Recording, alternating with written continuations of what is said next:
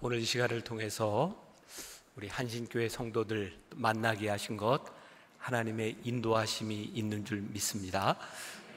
저는 사실 요즘 외부에서 이렇게 설교 이렇게 초청이 오면 어떻게 해서든지 안 가려고 이리저리 이제 빼는 사람, 다른 이유가 아니고 제가 만나교회 목사로서 만나교회 사역을 좀 더 충실해야 되겠다 이런 마음이 있어서 잘 가지 않는데, 우리 윤 목사님은 제가 10여 년 전에 군산에 제가 집회를 갔을 때에 그때 처음 만났죠.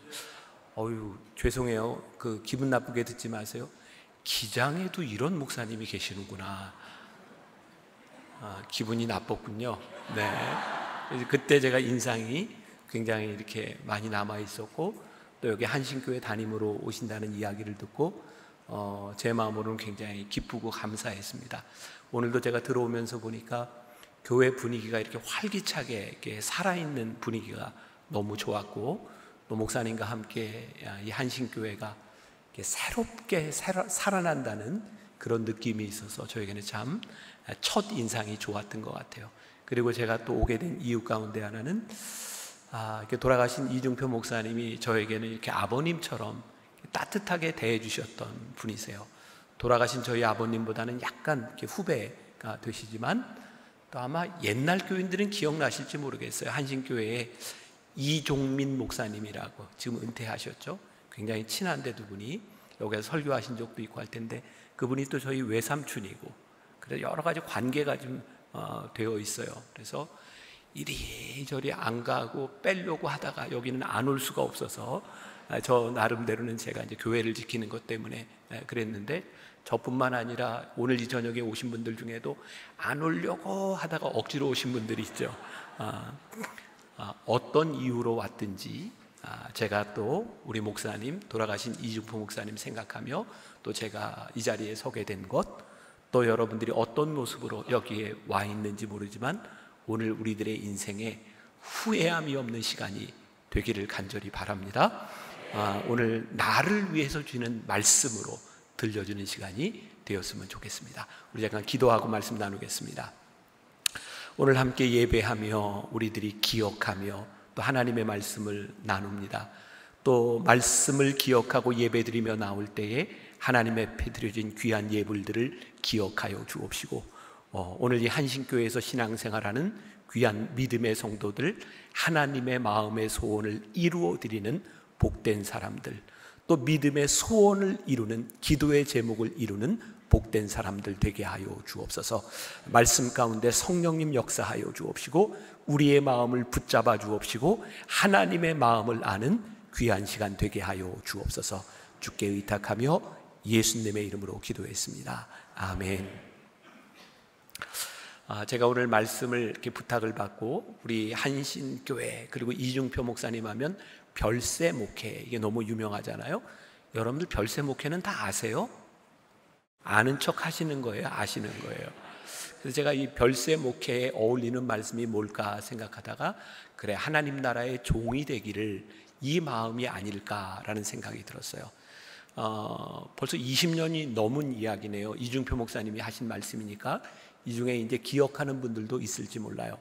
이중표 목사님이 처음 이렇게 목사 안수를 받고 젊은 시절 어떤 교회 이제 담임으로 부임하게 되셨을 때의 일인데, 들은 사람은 모르는 척하고 들으세요. 이중표 목사님이 하셨던 제 기억에 남아있는, 20년이 넘었지만 남아있는 인상적인 이야기예요. 교회 가서 열심히 사역을 하고 교회도 부흥하는데, 교인 중에 한 사람이 그렇게 목사님을 힘들게 하더래잖아요. 그래서 목사님이 하나님께 기도했다 그러죠. 하나님, 이 교인 다른 교회로 좀 이렇게 데려가시면 안 되겠습니까? 근데 하나님이 마음을 주시는데, 그런 교인은 다른 교회에서도 안 받는다 그러시더래요. 그래서 목사님이 기도했대요. 하나님, 그럼 어떡합니까? 죄송하지만 조금 일찍 데려가시면 안 될까요? 그랬더니 하나님이 또 마음을 주시기를, 아직 올 때가 안 됐다. 그래서 이중포 목사님이 기도하셨대잖아요. 하나님, 어떻게 하면 좋습니까? 그런데 하나님이 마음의 음성을 주시는데, 내가 죽으면 된다. 그래서 시작된 게 별세 목회라는 말씀을 들었어요. 내가 죽으면 된다. 우리들에게 제일 힘든 게 뭐냐면, 내가 죽는 거예요. 우리가 오늘 이 자리에서 교회, 한신교회라는 이름으로, 다른 교인들은 다른 교회라는 이름 아래 교회에서 신앙생활을 하고 있을 텐데, 우리가 신앙생활을 하는 제일 최고의 목적이 뭘까? 우리는 신앙생활을 하면서 나를 드러내기 위해서 신앙생활을 하고 있는가? 아니면 나를 통해서 하나님의 뜻이 드러나기를 위해 우리들이 신앙생활을 하고 있는가? 또 이런 질문이 가능할 것 같아요. 여러분들이 하나님을 믿는다라고 이야기할 때, 하나님을 믿는다고 하는 것은 내가 원하는 것을 좀 얻어보려고, 내가 원하는 것을 좀 이루어 보려고 하나님을 믿는가?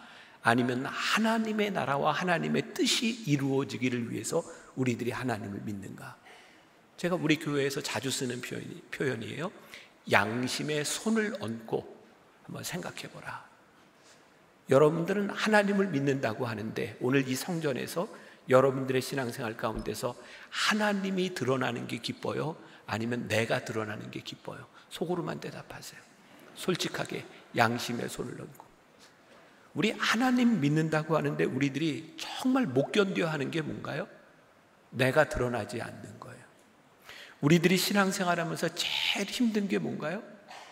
하나님의 의, 하나님의 옳음이 증명되는 것보다 우리는 내가 옳다는 걸 증명해야 속이 시원해요.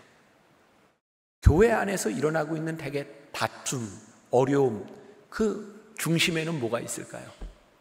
내가 틀리지 않았어. 참 신기하게도 이 교회 안에서 딱 싸움이 일어나서 양쪽이 하나님의 뜻입니다라고 우기기 시작하면 답이 없습니다. 제가 다시 양심에 손을 얹고, 우리가 하나님을 믿는다고 하면서 우리는 하나님 나라의 종으로 하나님이 드러나기를 원하는가? 아니면 내가 드러나기를 원하는가? 여러분, 교회 안에서 일어나고 있는 많은 일들, 여러분들이 교회에서 하는 일들, 많은 회의와 사역들 가운데 하나님이 드러나는가? 아니면 우리의 주장이 드러나는가를 양심에 손을 넣고 솔직히 생각해 보라.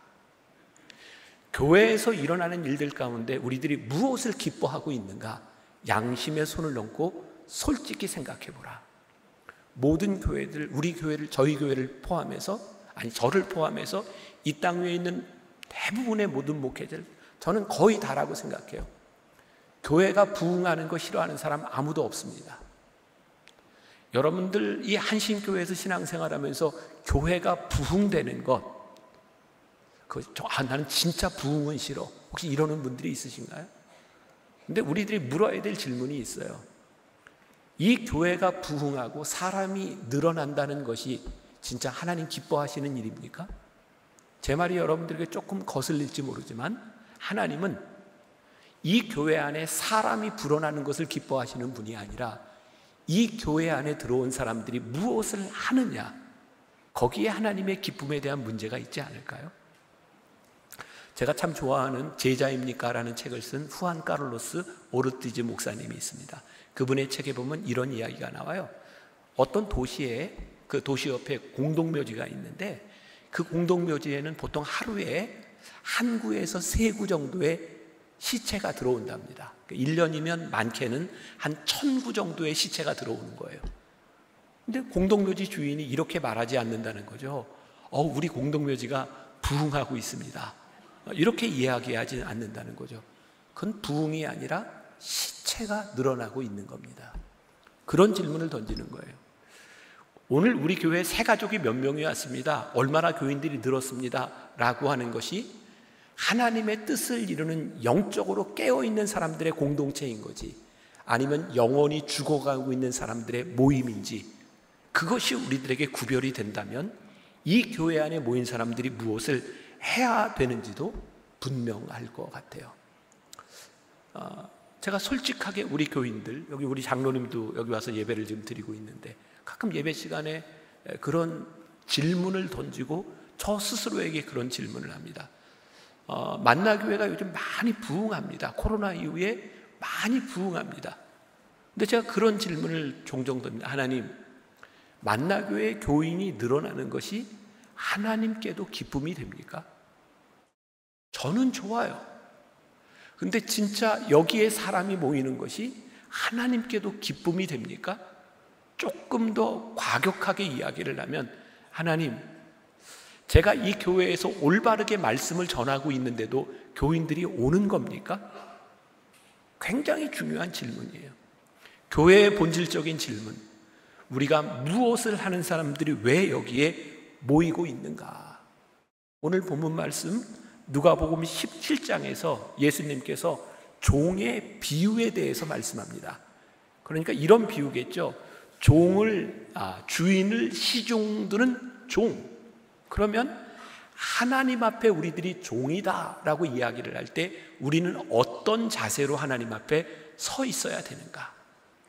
자, 제가 다시 한번 여러분들에게 질문을 할 텐데, 어떻게 양심에 손을 얹고 한번 대답을 해보실까요? 대답하실래요? 자, 양심에 손을 얹으라 그랬어요.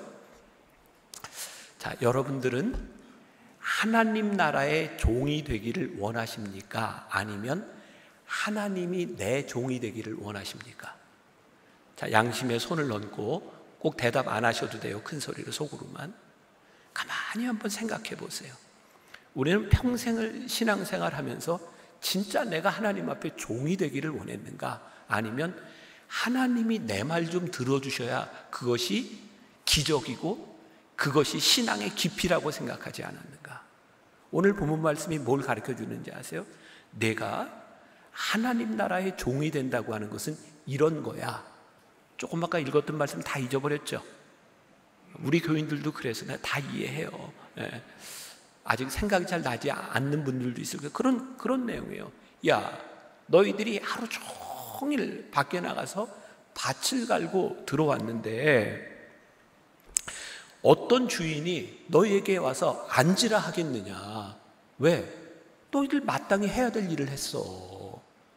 그리고 너희들이 하루 종일 밭에서 일을 하고 돌아왔으면 너희들이 쉬는 것이 아니라 뭘 해야 되냐면 이제는 너희들이 주인의 식사 자리에서 시중을 들어야 되는 거야. 그게 종의 일이야. 근데 우리가 제일 힘든 게 뭐예요? 열심히 교회 일을 했는데 나한테 칭찬을 안 해줘. 너무 힘들어요. 여러분들을 삐지게 하는 건 어떤 일들일까요? 그리고 우리들이 이게 논리적으로 참 맞지 않는 게, 교회에서 신앙생활하는 사람들이 입에 달고 하는 말이 있어요. 저도 마찬가지죠. 목사님들이 그런 얘기해요. 아이고, 하나님의 일을, 주님의 일을, 주의 일을 좀 열심히 하세요. 우리들은 주의 일이라고 하는데 주의 일이라고 해놓고 가만히 보니까 그게 주님의 일이 아니었어. 왜? 내가 주님의 일을 했으면 그것으로 좋게. 근데 내가 일을 하고 나니까 내 일에 대하여 내가 평가를 받아야 돼.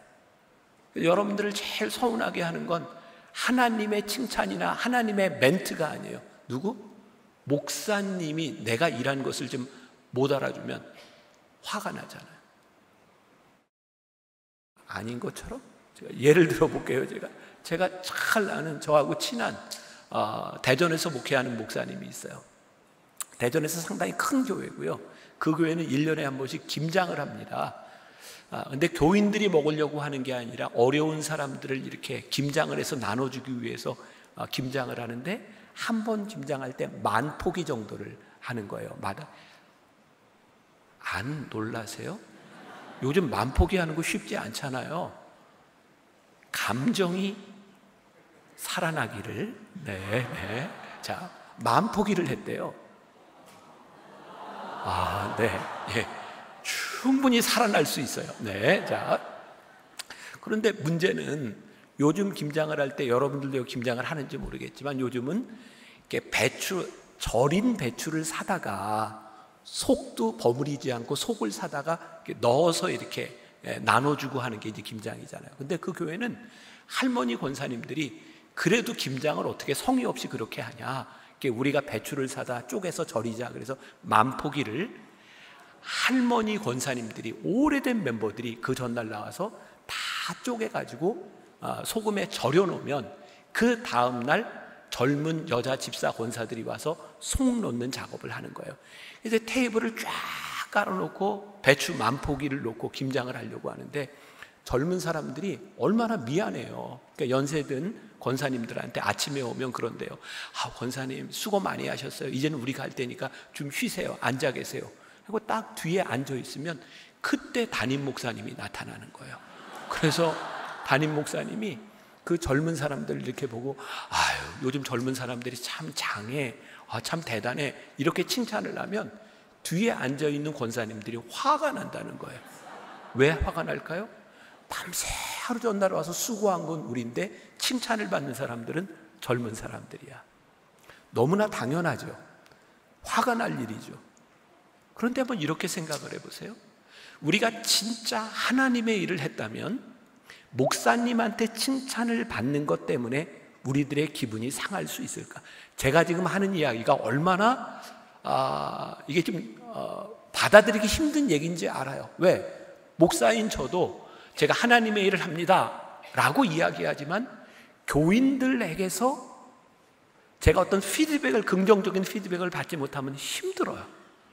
그러니까 나는 목사로서 하나님의 일을 한다고 하면서 왜 교인들의 칭찬에 굶주려 있는가? 여러분들은 하나님의 일을 한다고 하면서 왜 목사님의 칭찬에 굶주려 있는가? 이것이 지금 우리들에게 너무나 자연스러운 일처럼 느껴지고 있지만 이 자연스러운 일이 옳은 것은 아니다. 하나님 나라의 종이 되기를 원한다면 우리들이 철저하게 하나님 앞에서 우리들이 어떻게 살아가야 될지를 우리들이 고민하고 우리의 신앙의 모습을 찾아가야 되는 거죠. 저도 이제 은퇴 준비를 하고 있어요. 아직 많이 남았지만 은퇴를 좀 잘 해야 되겠다라는 생각을 해서 은퇴 준비를 하고 있어요. 제 아내하고 둘이 무슨 얘기를 제일 많이 하냐면, 저 아직 은퇴할 때가 많이 남았는데도 이런 얘기를 둘이 제일 많이 합니다. 우리 섭섭해하지 말자. 만약에 우리 은퇴할 때가 돼서 섭섭한 마음이 들면 우리는 하나님의 일을 한 게 아니야. 그러니까 우리 섭섭해하지 말자. 지금부터 마음을 이렇게 다지고 있어요. 장로님은 가서 다른 장로님들한테 이야기를 잘 하세요. 네. 정말 그 마음을 다지고 있는 거예요. 평생을 목회하고 내가 사람 때문에 서운해한다면 나는 하늘나라의 종으로 살아간 게 아니니까. 오늘 여러분들에게 서운한 마음이 드는 것들이 있다면 우리들이 하나님 나라의 종으로 살아왔는지 우리들의 모습을 돌이켜봐야 된다. 제가 시카고에서 공부를 할 때 유학 처음 갔을 때입니다. 벌써 30년이 넘은 일이네요. 저는 목회를 하면서 그렇게 힘든 일을 경험해 보지 않고 비교적 순탄하게 목회를 해온 사람이에요. 그리고 교회도 늘 이렇게 부흥하는 교회를 경험을 했고, 제가 군목을 마치고 여러분들은 잘 모르시겠지만 지금의 만나교회는 제가 군대를 제대하고 저 임해천 동신상가에서 개척했던 교회와 저희 아버님 교회가 이렇게 합쳐진 교회고, 저는 합쳐지면서 미국으로 유학을 갔어요. 미국 가서 유학을 하는 동안 저는 이제 공부를 풀타임으로 했기 때문에 교회를 파트타임 교육 목사로 이렇게 사역을 하게 되었습니다. 한 6개월쯤 이렇게 사역을 하는데 저는 늘 어떤 생각을 가지고 있었냐면, 나는 빨리 공부를 마치고 한국에서 목회를 할 거야. 그러니까 공부는 저에게 목적은 아니었어요. 빨리 마치고 한국으로 돌아가고 싶은 마음이었어요. 근데 저는 태생적으로 저에게 주어진 일에 대해서 굉장히 성실한 사람입니다. 그러니까 제가 파트타임으로 사역을 했지만 교육 목사로서 사역을 열심히 했고요. 한 6개월쯤 지났는데 제가 교회의 분위기를 전혀 모르는 상태에서 이상한 일이 일어났어요. 교회에, 미국의 감리교회는 평신도 이렇게 대표들이 있어서 장로님들이 아니라 그 대표들이 교회 운영을 하는데, 대표들이 저를 찾아온 거예요. 뜬금없이 하는 이야기가, 목사님이 우리 교회 담임이 되어주세요 그러더라고요. 그때 제 나이가 30살 때입니다.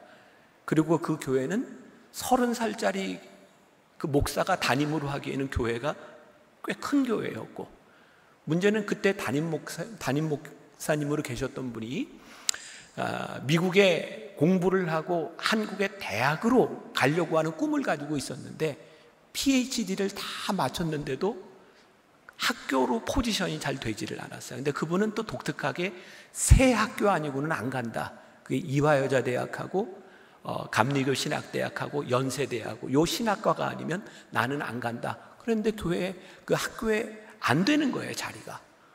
그분이 목회를 잘했기 때문에 이제 교인들하고 나는 그럼 이제 목회를 해야 될 것 같다. 그래서 미국 교회를 샀고 이제 교회는 그 교회 빚을 갚아야 되는 상황이고 목사님이 이제 목회하기로 마음을 먹었으니까 집도 사고 차도 사고 교인들과 함께 한번 해보자. 그런데 이화여자대학에서 연락이 왔어요. 교수로 들어오라고. 이런 때는 가야 돼요? 말아야 돼요? 저는 그렇게 옳고 그름을 판단할 수 있는 상황은 아니라고 생각해요. 그분의 꿈이 교수였으니까 저는 그분이 그렇게 결정을 한 것에 대해서 문제가 없다라고 생각하지만 문제는 교인들의 상실감이었어요. 어떻게 이 빚을 갚을 거며 이 어려운 상황을 어떻게 타개할 것인가.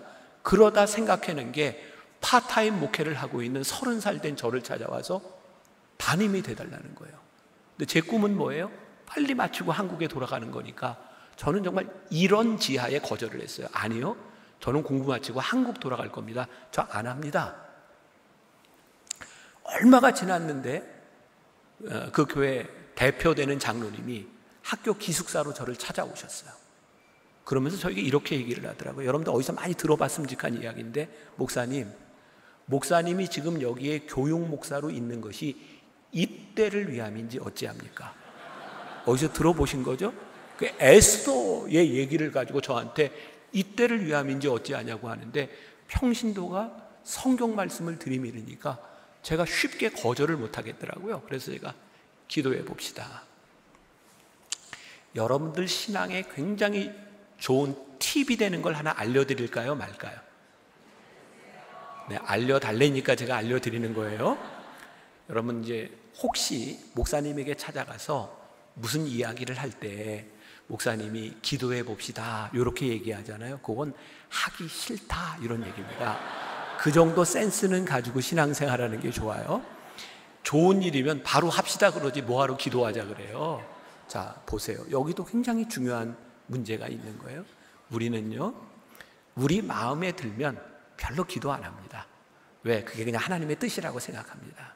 그런데 그게 어떤 내용인지 모르지만 우리를 힘들게 하거나 내 마음에 들지 않으면 기도해 봅시다 이렇게 이야기를 하죠. 그리고 그때 기도를 시작하면 여러분들의 마음속에는 이미 답이 정해져 있을 확률이 많습니다. 이거는 싫습니다. 하나님 어떻게 할까요? 옳고 그름 하나님의 뜻이 무엇인가를 묻기보다는 그것을 피해가기 위해서 기도를 하는데 이게 굉장히 마음이 답답할 때는 대개 어떤 기도를 하냐면 작정 기도를 하거나 금식 기도를 합니다. 자, 다 그런 건 아니지만 우리 양심에 손을 얹고 우리의 신앙을 이렇게 돌이켜보면 우리들이 하나님 앞에 금식 기도와 작정 기도를 하려고 마음 먹었던 때는 사실은 하나님의 뜻대로 살려고 했을 때보다 하나님의 뜻이 버거워서 피해 가려고 기도했을 때가 훨씬 더 많습니다. 그래서 기도에 응답이 잘 없어요. 답답한 겁니다. 근데 참 신기한 건 내 마음에 맞지 않는데 이게 하나님의 뜻이 분명합니다 라고 우리들에게 결심이 쓰고 하나님의 뜻에 순종하기로 마음을 먹으면 평안함이 찾아옵니다. 근데 여러분 착각하지 마세요. 평안함이 찾아온다고 하는 것이 우리의 인생을 편안하게 만들어준다는 말은 아닙니다. 착각하지 마세요. 우리가 하늘나라의 종이 된다고 하는 것은 편안한 인생을 사는 것이 아닙니다. 부르심을 따라 사는 것이지. 그런데 우리들에게 이 기준이 잘못되었기 때문에 하나님의 뜻을 따라 주님의 나라의 종이 된다고 하는 것을 우리들이 평안하게 살 수 있는, 우리들이 축복을 받는다고 하는 것이 내가 원하는 것이 이루어지는 것을 축복이라고 착각하기 때문에 우리들이 하늘나라의 종으로 살아가는 것을 잘못하고 있을 경우가 많이 있는 겁니다. 저는 요즘 우리 교인들에게 주일날 설교하면서 그런 얘기를 참 많이 합니다. 사실은 신앙생활을 평생 해온 여러분들이 기도할 때 하나님의 뜻을 묻는 기도보다는 하나님 앞에서 결단해야 될 일이 훨씬 더 많습니다. 우리는 하나님의 뜻을 모르기 때문에 고민하는 것이 아니라 결단이 힘들어서 고민하고 있는 경우들이 훨씬 더 많습니다. 제가 어떤 표현을 해서 양심의 손을 얹고 우리들이 생각해 보라. 평생 말씀을 듣고 성경을 읽고 살아온 여러분들에게 진짜 하나님의 뜻이 구별이 안 되세요? 물론 그런 경우들이 있을 거예요. 그러나 사실은 순종하기가 버겁다는 이유로, 힘들다는 이유로 종이 되지 않을 그런 마음들이 우리들에게 참 많죠. 다시 시카고 이야기로 잠깐 돌아오겠습니다. 제가 기도해 보겠습니다 라고 이야기를 했는데, 저는 거절하려고 기도해 보겠습니다 라고 이야기를 했는데, 제 아내하고 둘이 정말 기도를 하는데 하나님이 왜 그런 마음을 주셨는지 모르겠어요. 시카고에 있던 그 교회는 빚도 있고 또 한인들이 모여서, 거기에 있는 교인들 대부분 시카고에 있는 분들은 그 세탁소나 그로서리를 하는 분들이 많았어요. 그분들은 일주일 내내 일을 하고 밤늦게 들어옵니다. 그런데 경제적으로는 풍요한 분들이에요. 큰 집에서 일하는 사람도 두고 그렇게 사는 사람들입니다. 근데 30살밖에 안 된 저와 제 아내의 마음속에는 그들이 살고 있는 어떤 경제적인 부에 대한 문제가 아니라 영혼이 불쌍했어요. 목자 일은 양처럼 되어버린 그 교인들이 불쌍했어요. 그래서 제 아내하고 저하고 의논을 하고 기도하며 결정을 하기를, 그래, 우리가 아무래도 이 교회 목사가 돼야 될 것 같아. 그런데 그때 담임 목사가 돼야 될 것 같아라고 결심했을 때 저희 마음속에는 어떻게 이 빚을 다 갚을 거며 어떻게 이 교회를 이끌고 나갈지, 그래서 이런 결심을 했어요. 그래, 우리가 돈 벌러 미국에 온 것도 아니고 공부하러 왔는데 이미 돈 없는 유학생인데 그냥 그 교회에 들어가서 교회가 빚을 갚을 때까지 월급 받지 말고 우리가 교회 다 청소하면서 우리들이 할 생각하고, 여기 교회에 목사 사택이 있으니까 그것만 조금 수리해지면 우리가 와서 여기에서 목회하면서 다 사찰까지 해가면서 빚 갚을 때까지 열심히 해보겠습니다. 아내하고 저하고 그런 결심을 했어요. 훌륭하지 않아요? 참, 아니, 늦었어요. 박수 치지 마요. 그때 제 마음과 제 아내는 우리 참 훌륭한 결정을 했다. 왜? 내가 버릴 수 있는 거 다 버리고 정말 교인들을 불쌍히 여기는 마음으로 내가 여기 목회해야 되겠다라고 생각을 했으니까 저는 스스로 훌륭하다고 생각을 했어요. 그리고 교회에 얘기를 했어요. 저 월급 받지 않고 빚 갚을 때까지 우리 한번 열심히 해봅시다. 그때는 그 젊음이라고 하는 게 그런 것 같아요. 이렇게 겁내지 않는 그런 마음, 또 그때는 하나님이 주시는 뜨거운 마음으로 가슴을 뛰게 하셨으니까 우리 한번 해봅시다. 그런데 얼마 지나지 않았는데 이상한 소문들이 이렇게 돌기 시작했어요. 뭐냐면 제가 갑자기 아주 파렴치한 목사가 돼버린 거예요.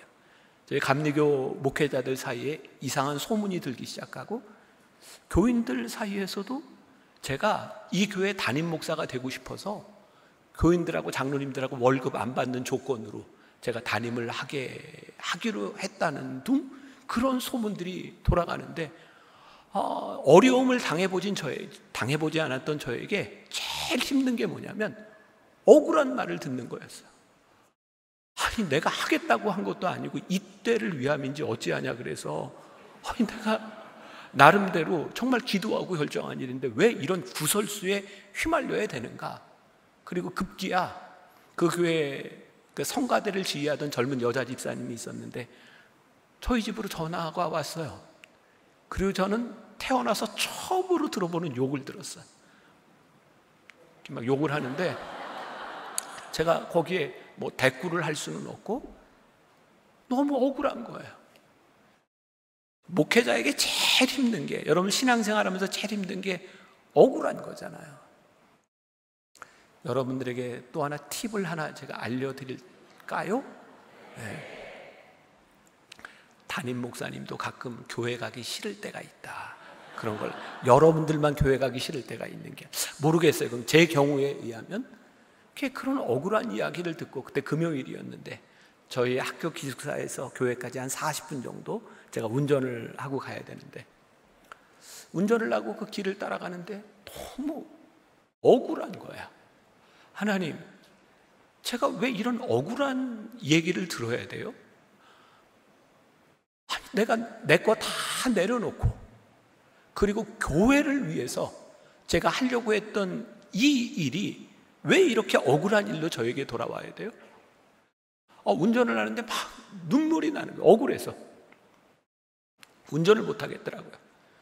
차를 길가에 세워놓고 핸들을 붙들고 막 울었어요.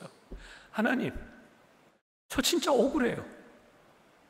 내가 왜 이런 대우를 받아야 돼요? 그때 제 마음에 생각나는 찬양이 하나 있었어요. 그러니까 평소에 이렇게 찬양을 하고 말씀을 외우면 그런 데 도움이 되는 것 같아요. 마음이 어둡고 괴로울 때 주님, 예수님을 나 생각해요. 머리 들고 쫓아 없으시던 혼자 기도하시던 주님 생각해요. 그 찬양을 부르다 핸들을 붙잡고 막 울었어요. 하나님도 너무 억울해요. 그때 이 찬양의 가사 속에 우리 주님도 머리 둘 곳이 없으셨구나. 우리 주님도 억울하셨구나. 십자가를 지시는 그 순간에도 하나님의 뜻이 이루어지는 것이 아니었다면 예수님은 얼마든지 억울해서 도망치실 수 있었구나. 그런데 하나님의 뜻을 이루기 위하여 우리 주님 억울하셨구나. 생각해 보니까 내가 억울한 게 그렇게 큰 일이 아니더라고요. 아니, 예수님도 억울함 당하셨는데. 그때 제 마음에 딱 결심이 생겼어요. 하나님, 어떤 이유로도 변명을 하거나 어떤 이유로도 저 때문에 하나님이 세워주신 이 교회가 어려움 당하지 않도록 제가 변명하지 아니하고 제가 이 교회를 잘 떠날 수 있으면 좋겠습니다. 그런데 그 상황이 교인들 대부분이 저를 30살 된 담임 목사를 청빙하자고 했는데 교회가 어려워지니까 교단에서 돈을 지원하면서 목사님을 이렇게 파송을 했어요. 그 목사가 둘이 되는 상황이 된 거예요. 제가 떠날 수 있는, 가장 잘 떠날 수 있는 방법은 빨리 이 과정을 마치고 박사과정으로 옮겨가는 일이었고, 제가 아무런 이야기도 하지 아니하고 박사과정으로 옮겨갔어요. 지금 34년이 흘렸어요. 지금도 제 삶에 가장 잘한 일 하나를 꼽아라. 그러면 제 억울함에 대해서 변명하지 않았던 그 순간이 나에게 가장 잘한 순간이라는 생각을 해요. 왜?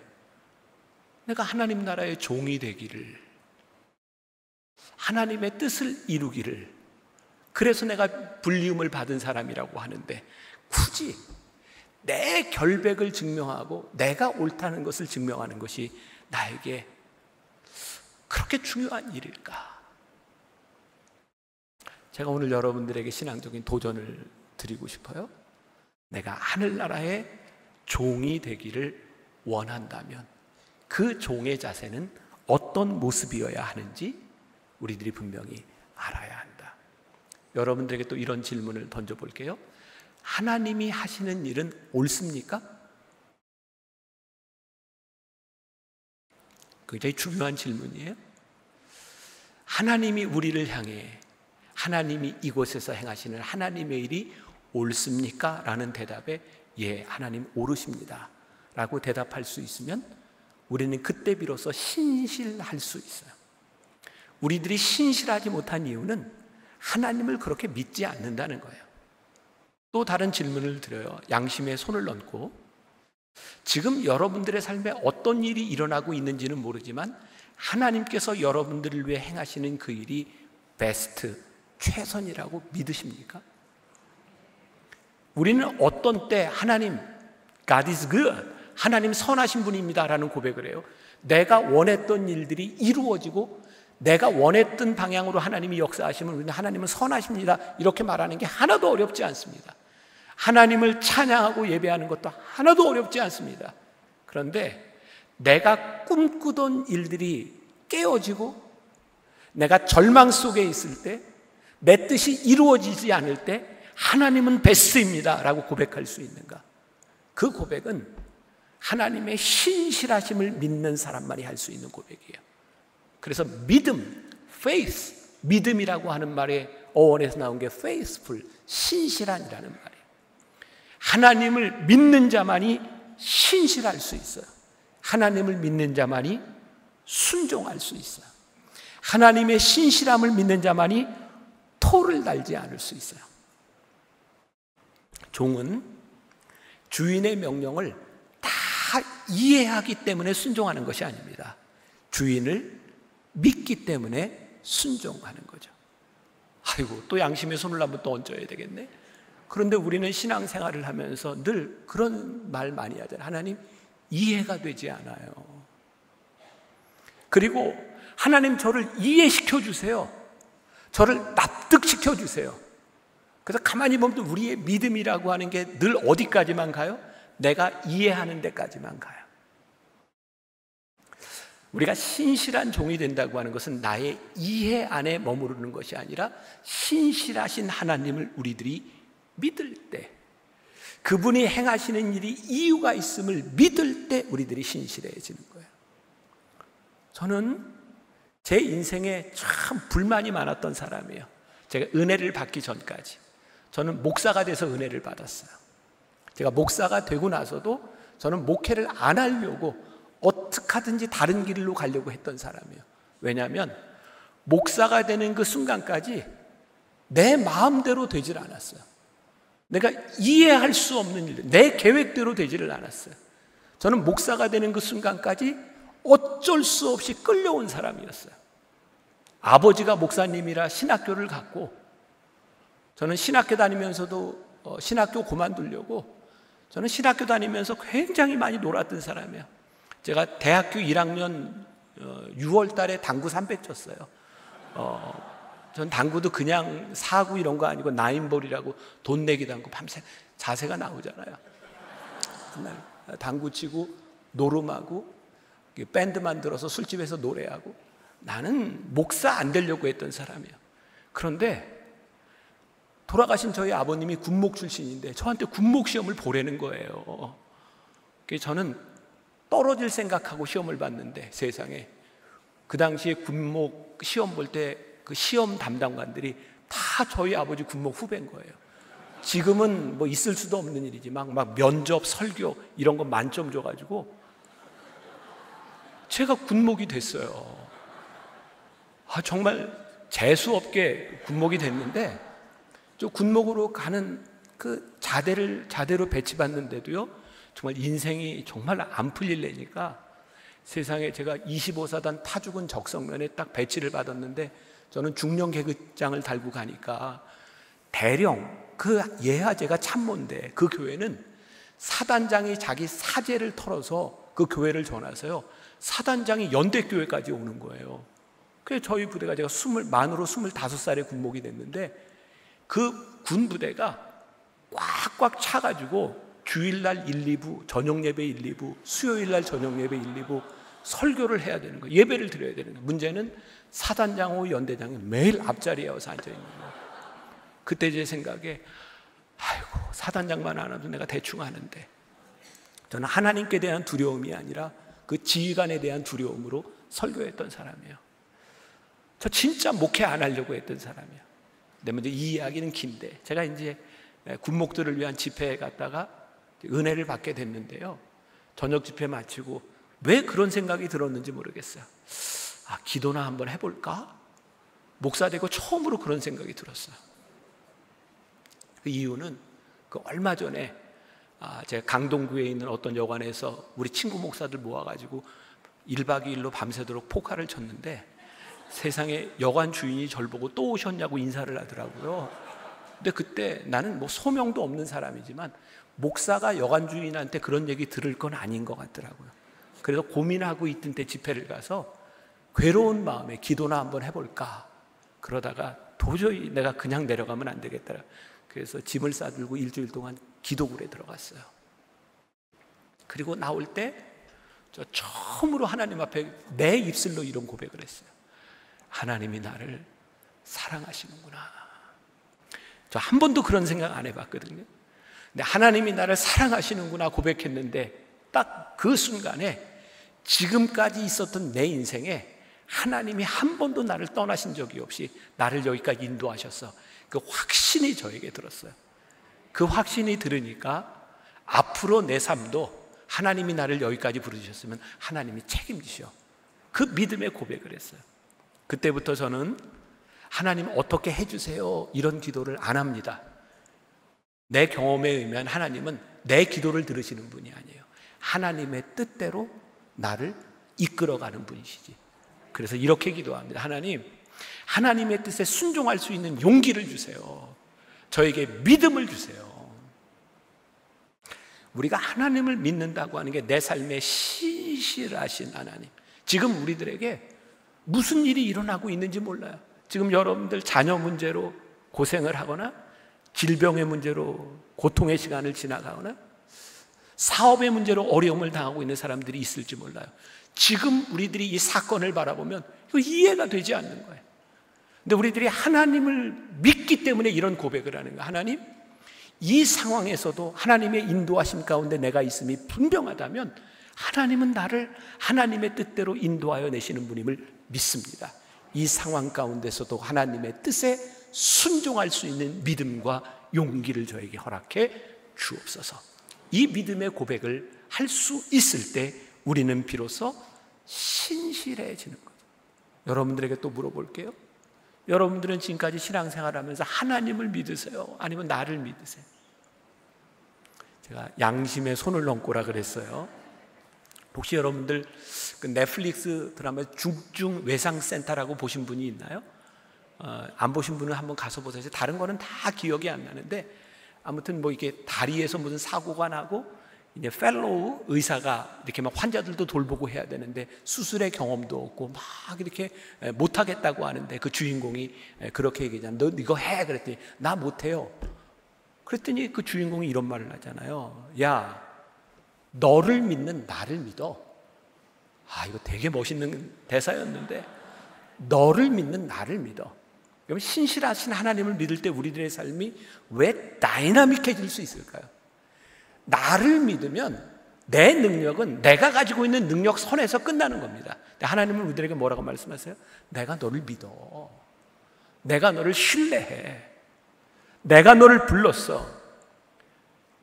우리가 신실한 종이 된다고 하는 것은 나의 능력을 의지하는 것이 아니라 그분을 믿을 때 우리들에게 나타나는 거예요. 그러면 종의 가치, 이 종이 좋은 종인지 그렇지 않은 종인지 신실한지 그렇지 않은지를 우리가 어떻게 알 수 있을까요? 가만히 있어요. 시간이 몇 시까지죠? 예정된 시간이? 네.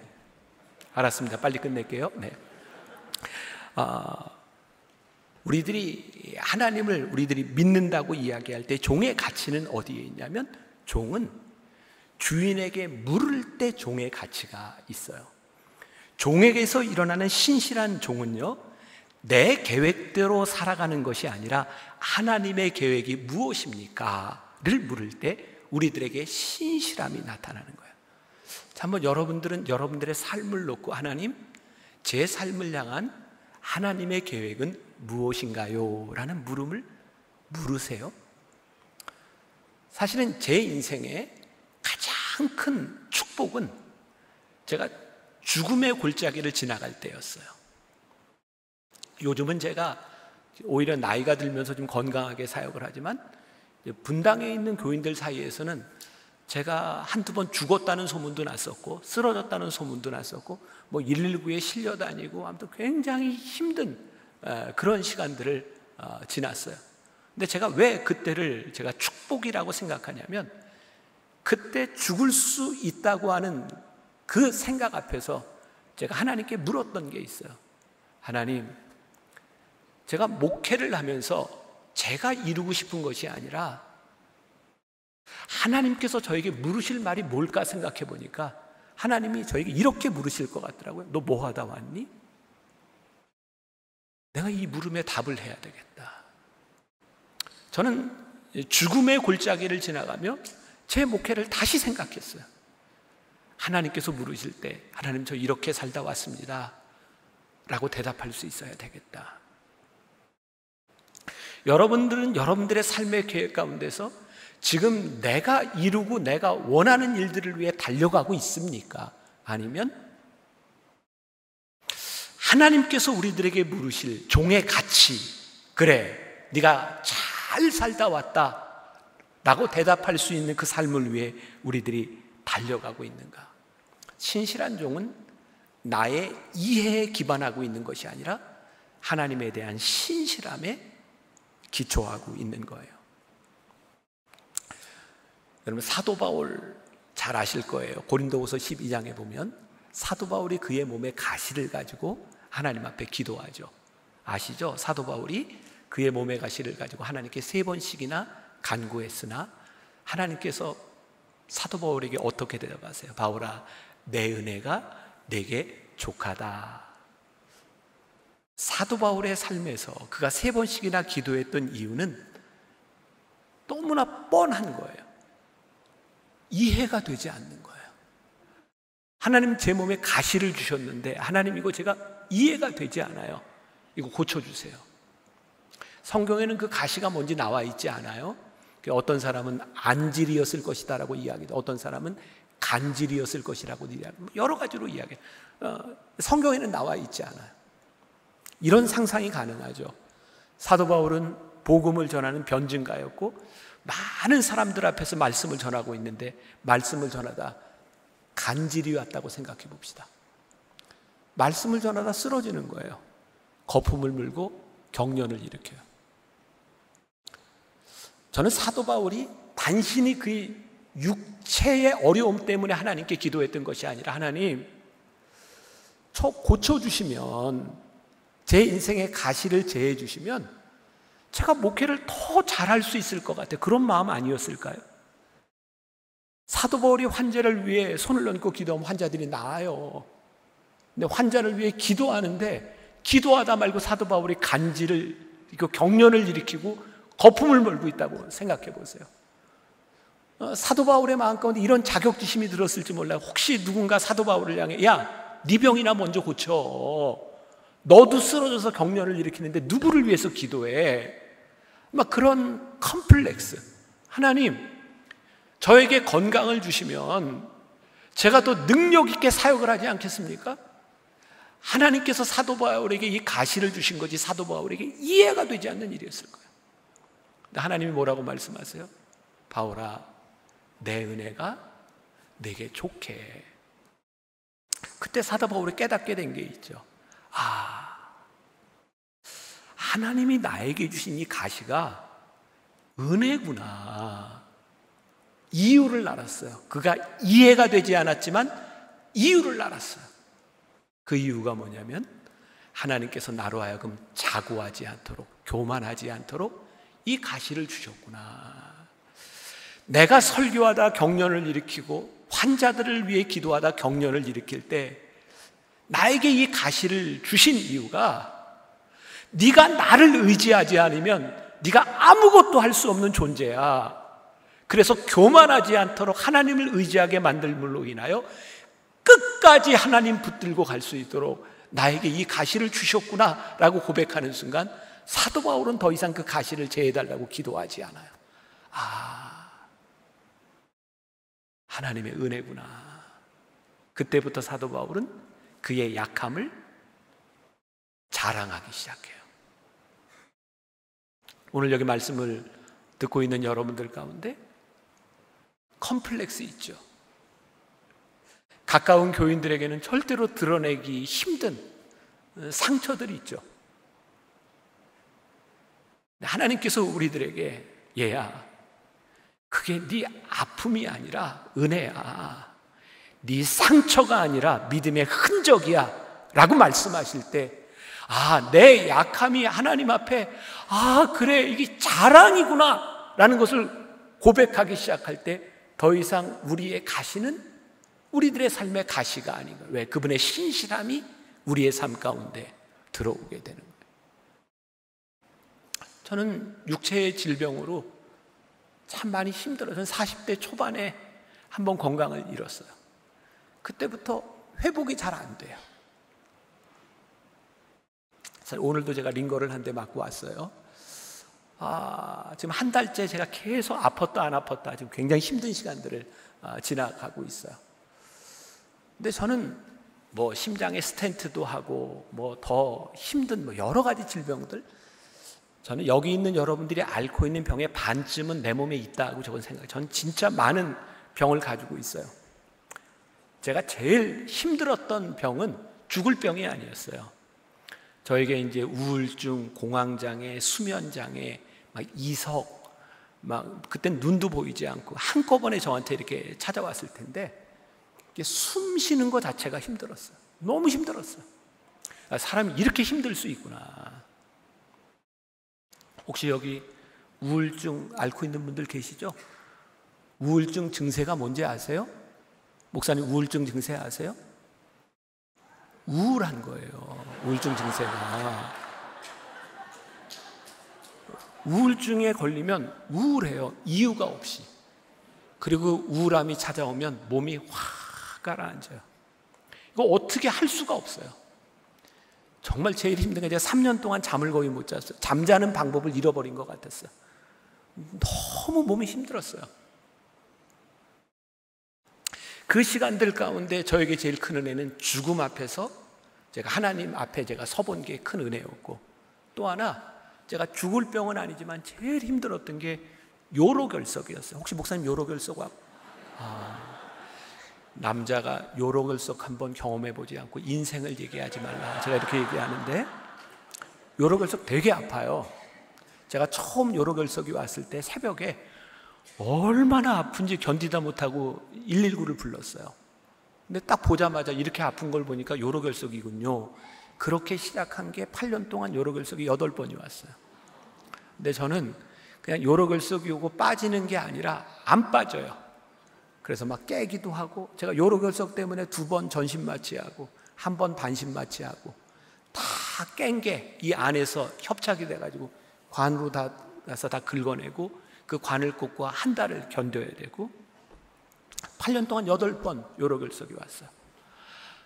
이런 표현이 좀 미치겠더라고요. 정말 미치겠어요. 그리고 돌이 완전히 빠질 때까지 제가 활동을 할 수가 없어요. 너무 아프니까. 제가 한 번은 교회에 설교를 하러 올라가는데 너무 아파가지고 하얗게 질려가지고 제가 이렇게 쓰러졌어요. 그리고 이게 죽을 병은 아니거든요. 그러니까 뭘 활동을 못할 뿐이지 또 뭐 설교를 못할 정도는 아니에요. 진통제 맞고 견디면 돼요. 근데 진짜 하나님 왜 그러세요? 진짜 그래서 하나님 왜 그러세요? 내가 진짜 목회 열심히 하고 제가 나쁜 짓 하려는 것도 아니고 정말 왜 하나님 이러시는지 이해가 되지 않아요. 정말 못 견딜 지경이었어요. 하나님이 그런 음성을 주시더라고요. 김 목사, 너는 요로결석이 안 오면 네 맘대로 하잖아. 요로결석이 브레이크였어요. 하나님이 뭘 깨닫게 하셨냐면, 제가 조금 전문 용어를 써도 될까요? 오리지널이라는 거 아시죠? 오리는 오리가 지랄해도 뭐 그런 말이 있는데, 아이고 잊어버렸다. 아무튼 제가 아무리 하려고 해도 하나님이 허락하시지 않으면 내가 할 수 있는 게 없구나.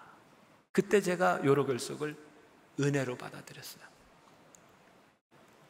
은혜로 받아들이면 아픈 게 안 아플까요? 아니에요. 아픈 건 아픈 겁니다. 그런데 그게 내 삶의 저주가 아니라 하나님의 은혜구나. 그리고 2000년 동안 성서학자들이 풀지 못했던 사도 바울의 가시를 제가 알았잖아요. 아, 사도 바울이 그 가시가 요로결석이었구나. 찌르는 가시, 근데 죽지는 않는 요 이야기는 나가서 제가 얘기했다고 절대로 말하면 안 돼. 아무 근거 없는 이야기예요. 그냥 저 혼자 생각이에요. 우리들이 하나님을 신뢰하고 하나님을 믿을 때 우리들의 삶의 가시가 은혜로 고백될 수 있는 것. 여러분, 이지선 교수라고 화상을 입었던 이지선 교수가 이렇게 간증을 하다 그런 찬양을 부른 적이 있어요. 하나님께로 더 가까이 갑니다. 고통 가운데 계신 주님, 변함없는 주님의 크신 사랑, 영원히 주님만을 섬기리. 하나님께로 더 가까이 갑니다. 고통 가운데 계신 주님. 생각해 보세요. 사실 우리가 고통이 아니면 하나님께로 가까이 갈 수 없었을 것 같은데 그 고통이 우리들의 아픔을 속량시켜줘요. 이게 하나님의 은혜구나. 그래서 하나님을 신실하게 믿는 사람들은 편안하게 살려는 사람들이 아니에요. 우리들의 삶의 어떤 한가운데서도 하나님을 믿고 신뢰하기 때문에 그분을 믿으며 갈 수 있는 것. 그래서 우리들이 신실한 종이 되면 우리들의 삶에서 이런 구분이 생기는 거예요. 내가 하고 싶은 일과 하나님이 원하시는 일, 이게 같은가? 여러분들 교회 안에서 여러분들이 여러 가지 사역을 합니다. 아이고, 제가 또 얘기해야 되겠네. 양심에 손을 얹고 여러분들이 하고 있는 그 일이 내가 하고 싶은 일인가, 하나님이 원하시는 일인가를 한번 생각해 본다면 우리의 사역이 달라지지 않을까요? 가끔 교회 성가대원들 중에 이런 얘기하는 사람이 나 상처받았어, 나 안 해. 참 신기하죠? 사람에게 상처를 받았는데 하나님의 일을 쉽게 안 해요. 뭐라고 있었어요?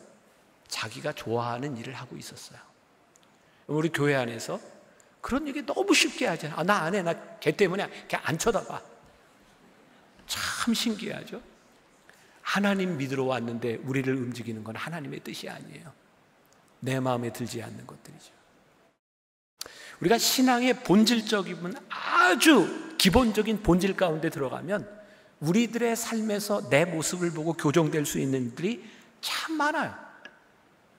그리고 내가 하늘나라의 종이 되기로 결심을 하게 되면 우리들의 삶의 부족감, 컴플렉스, 나는 사실 그것이 조금 불편한 일이 될 수는 있지만 하나님께서 우리를 쓰시지 못할 이유는 되지 않는다고 생각해요. 왜?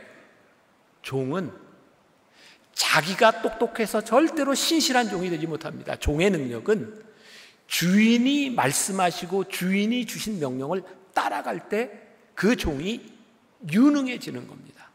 근데 혹시 우리는 이거 반대로 생각하고 있는지 몰라요. 하나님과 관계없이 내가 얼마나 유능할까? 예를 들어 볼게요. 제가 처음 영월이라고 하는 곳에 전도사로 이제 목회를 하러 나갔을 때, 그때는 저에게 소명도 없었고 아무 정말 의욕도 없는 상태에서 갔는데 저는 책임감은 굉장히 강한 사람이에요. 나에게 맡겨준 일이니까. 그리고 거기를 마치고 이제 영장이 나오면 이제 군목으로 가야 되는 상황에서 진짜 영월에서 버스를 타고 1시간쯤 들어가는, 그것도 하루에 2번밖에 버스가 되지 않는 정말 깡 시골에서 처음 전도사 생활을 시작을 했어요. 가봤더니 교인이 딱 2명, 할머니 1분, 할아버지 1분, 그 다음에 초등학생 2명, 이렇게 4명이 있는 교회였어요. 저도 태어나서 처음으로 그런 교회에 가봤어요. 제가 전도사로 이제 사역을 시작하는데 아무도 목회를 도와줄 사람이 없는 거예요. 그래서 예배를 시작하기 전에는 제가 기타를 메고 나와서 자, 준비 찬양합시다 하고 준비 찬양하고, 옛날에는 여기 이렇게 종이 있었죠. 아시죠? 이렇게 예배 시작할 때 땡, 알면 안다 모르면 모른다 막 옛날에 있었죠? 네, 있었어요. 네. 이렇게 할 줄 알면서. 네. 그래서 제가 기타를 놓고 와서 땡, 우리 다 같이 묵도합시다. 그리고 묵도하고, 자, 우리 찬송합시다. 그러면 이제 제가 또 올겐, 그때는 피아노도 아니고 올겐에 풍금, 이렇게 이제 찬송과 반주하고, 그 다음에 또 올라와서 이제 설교하고, 그리고 이렇게 몇 주가 지나가는데 제 아내가 저하고 신학교 동기거든요. 근데 여기 그 할머니 할아버지 있는 그 뒤에 제 아내가 이렇게 앉아 있는데 너무 미운 거예요. 아니 도대체 제 아내가 참고로 오늘 여기 같이 안 왔어요. 네. 아니 도대체 사모로 뭔가 좀 도움이 돼야지, 뭐 반주를 해주든 뭐 노래를 하든 뭔가 좀, 이건 뭐 사모가 아무것도 할 줄 아는 게 없는 거예요. 그래서 제가 한 번은 그런 얘기를 했어요. 야, 자기는 사모가 돼서 내가 목회하는데 뭐 도움이 되는 게 뭐냐? 그랬더니 저한테 잊을 수 없는 이야기를 했어요. 나? 대형교회 사모 체질이라 이런 거 못해. 큰 교회 가면 다 있어. 요즘 교인들이 있는 데서도 제가 만나교회 담임 목사 된 건 오로지 자기 때문에 하나님이 어쩔 수 없이 저를 대형교회 목사로 삼으셔서 사모가 일할 수 없는, 뭐 다 하시네. 오케이. 그런 상황에서 목회하게 하셨어. 우리들이요, 하나님의 신실하심을 믿으면 우리들에게 자존감이 생겨요. 우리들의 없는 것으로가 아니라 나를 쓰시는 하나님에 대한 믿음이 생겨요. 그래서 하나님의 신실한 종이 되면 우리들의 표정과 우리들의 삶이 하나님을 믿는 사람으로서 살아갈 수 있는 우리들에게 자신감. 제가 이런 문장을 하나 써봤어요. 종이 위대하기 때문에 주인이 종을 사용하는 것이 아니라 주인이 사용하기 때문에 종이 위대해지는 거라고요. 근데 우리는 종종 어떤 착각을 해요? 내가 뭔가 좀 위대한 일을 좀 하고 싶어요. 하나님은 우리를 위대한 일로 부르시지 않았어요. 하나님의 일로 우리를 부르셨어요. 그 부르심에 신실할 때 하나님이 그 일을 위대하게 만드시는 것, 그게 뭐예요? 간증이에요. 우리들의 삶의 흔적이 나타나는 거예요. 말씀을 좀 마무리할게요. 우리들이 하나님의 명령을 따라 살아가기 위해서 우리들에게 필요한 것이 있다. 좀 제가 좋아하는 표현인데, 타임아웃. 때때로 제가 이렇게 이야기를 하지만 신실한 종으로 살아가는데 우리가 이 연약한 인간이 모든 것들이 어떻게 이해가 될 수 있겠어요? 또 정말 우리들에게 어떻게 그렇게 잘 믿어질 수 있겠어요? 그래서 우리들의 삶에 그 어려운 순간이 왔을 때는 신실한 종이 되기 위해서는 저는 이런 표현 좋아해요. 타임아웃. 잠깐만. 축구를 하다가 해프타임에서 뭘 하는지 아세요? 전반에 했던 것을 잘 평가하고 새로운 작전을 짜요. 농구나 배구나 이런 경기를 할 때 감독이 잘 안 풀리면 타임아웃을 불러요. 그때 뭐를 해요? 생각하는 거예요. 저는 하나님께서 우리들에게 주신 큰 무기가 있다. 너희들이 나를 믿는데 생각해봐라. 이것이 하나님 앞에서 신실한 것인지, 이것이 하나님 앞에서 순종한 것인지, 이것이 하나님을 기쁘시게 하는 것인지를 생각해라. 저는 우리 교회에서 제가 우리 교인들에게 요 근래 쓴 책 중에 시리즈로 설교를 마친 것인데, 하나님의 마음 알기, 예수님의 마음 알기. 혹시 이런 책 보셨어요? 안 보셨어요? 제가 쓴 책이에요. 요 근래 나온 거, 규장에서 나온 건데 한번 보세요. 그리고 다음에 나올 책이 성령님의 마음 알기. 요즘은 제가 그런 생각해요. 우리 신앙생활이 어떻게 보면 참 간단해. 하나님의 마음이 뭔지, 예수님의 마음이 뭔지 그거 물으면 되잖아. 근데 우리가 그거 물으려고 하지 않는 거예요. 그 물음 앞에 서면 우리들이 신실할 수 있을 텐데, 이건 저에게도 똑같이 해당되는 거예요. 요즘은 제가 이런 설교를 자주 해서도 그렇지만 어떤 일을 할 때 그런 물음을 듣는, 하나님 기뻐하시는 건가요? 그리고 그런 기도를, 하나님 기뻐하시지 않으면 막아주세요. 저 순종할게요. 신실한 하나님 나라의 종이 되려면 우리들의 삶이 얼마나 은혜스러울까. 혹시 여러분들 모든 날이 은혜스럽다라는 책을 보셨나요? 이건 베스트셀러인데 안 보셨어요? 아이고. 그리고 제가 얼마 전에 쓴 책이 모든 날이 감사하다라는 책인지 지금 베스트셀러에서 좀 내려왔는지 어떤지 모르겠어요. 한번 보세요. 모든 날이 은혜스럽다, 모든 날이 감사하다. 왜냐하면 제가 우리 교인들을 향해서 그 글을 읽히고 싶은 거예요. 왜냐하면 그 글들이 제가 새벽마다 묵상하면서 썼던 에세이거든요. 근데 제 삶에 진짜 너무 기쁜 게, 너무 은혜스러운 순간들을 생각하고, 이 상황 가운데서 감사의 고백을 할 수 있고, 그게 너무 좋은 거예요. 여러분들의 삶에 신실한 종으로 살아간다는 게 뭐예요? 은혜스러운 거예요. 내 마음대로 되는 것이 아니라 은혜스러움. 그리고 신실하신 하나님을 우리들이 만나게 되었을 때, 감사하구나. 감사의 고백이 있는 삶. 우리 한신교회가 하나님 이곳에 세워주신 교회니까 하나님의 마음을 묻고 하나님의 뜻을 묻고, 그리고 여기 있는 여러분들 한 사람 한 사람이 하나님 나라의 종이 되겠습니다. 이렇게 결심하고 살아간다면 우리들이 얼마나 신실한 종이 될 수 있겠는가. 여러분들 한 사람이 그렇게 하나님 앞에 잘 쓰임받을 수 있기를 주님의 이름으로 간절히 축원합니다. 기도하겠습니다. 오늘 함께 예배하고 말씀을 듣는 우리 신실한 하나님의 종들을 축복합니다. 내 마음에 이해가 되어서가 아니라 내가 하나님을 신실하게 믿기에 말씀에 순종할 수 있는 사람들, 하나님의 뜻을 따라 살아갈 수 있는 사람들, 하나님으로 인하여 내 가슴이 뛰고 하나님으로 인하여 내 삶이 은혜스럽고 하나님으로 인하여 내 삶에 감사의 고백을 할 수 있는 귀한 성도들이 되게 하여 주옵소서. 예수님의 이름으로 기도했습니다. 아멘.